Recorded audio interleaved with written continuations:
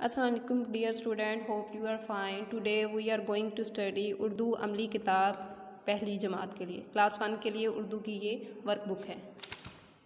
First chapter हम लोग कर रहे हैं हम्द।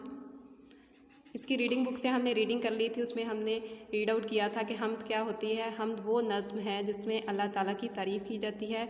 इसका मतलब ये है कि हम अल्लाह ताला की दी हुई चीज़ों पर उसका शुक्र अदा करते हैं।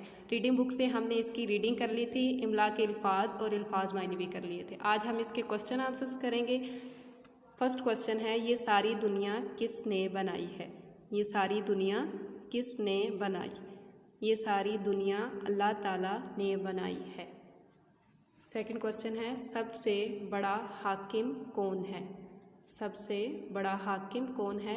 हाकिम का मतलब होता है हिकमत, हुक्म चलाने वाला।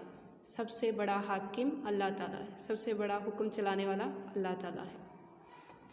उससे नेक्स्ट क्वेश्चन है, सारी दुनिया को रिज्क कौन देता है? सारी दुनिया को रिज्क कौन देता है?